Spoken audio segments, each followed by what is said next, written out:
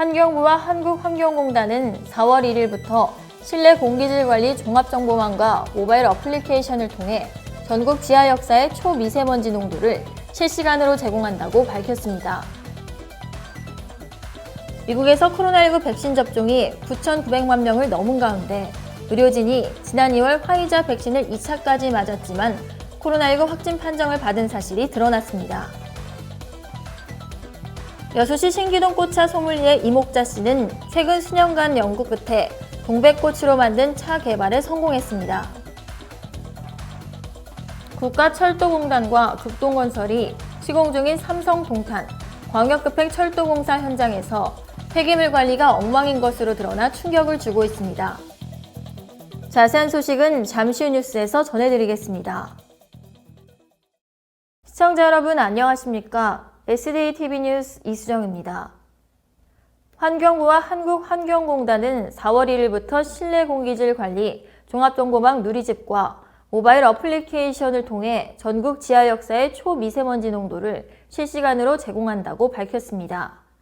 이번 지하 역사 초미세먼지 농도 정보 제공은 지난 2019년 4월 실내공기질 관리법을 개정하여 지하 역사를 관리하는 지자체, 대중교통사업자 등에게 초미세먼지 자동 측정기기를 설치하고 측정 결과를 공개하게 한 조치에 따른 것입니다.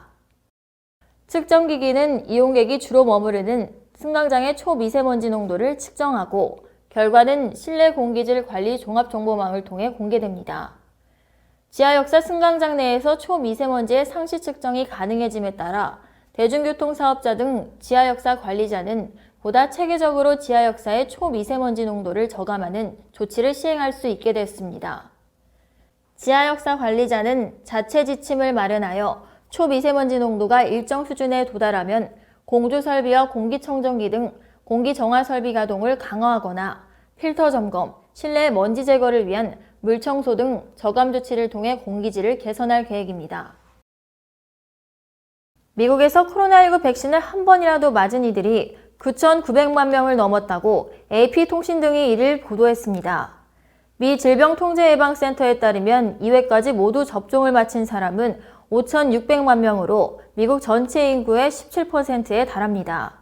하지만 미국 CBS는 버지니아 리치먼드에 사는 23세의 메건 레이힐이 지난 2월 화이자 백신을 2차까지 맞았지만 최근 코로나19 확진 판정을 받은 사실을 소개했습니다. 지금 나온 백신들 대부분은 코로나19에 감염된 사람이 중증으로 진행되는 것을 막는 데 효과적이지만 백신을 맞은 뒤 바이러스에 감염되면 약한 증상만 나타나거나 무증상일 가능성은 남아 있습니다. 메릴랜드대 약대 로버트 갈로 박사는 접종 후에도 여전히 조심할 필요가 있다며 백신은 코로나19를 끝내는 데 있어 필수적이지만 만병통치약은 아니다라고 말했습니다. 여수시 신기동 꽃차 소믈리에 이목자 씨는 최근 수년간의 연구 끝에 동백꽃으로 만든 차 개발에 성공했습니다. 동백꽃차는 호흡기관 기능 개선에 효능이 매우 우수한 것으로 알려져 있는데 호흡기 문제로 수년간 고생해온 여수시 화장동 박광옥 씨는 동백꽃차를 1년간 계속 마셨더니 호흡기 상태가 매우 양호하게 유지되어 이제는 일상생활에 지장이 없다고 이야기하고 있습니다.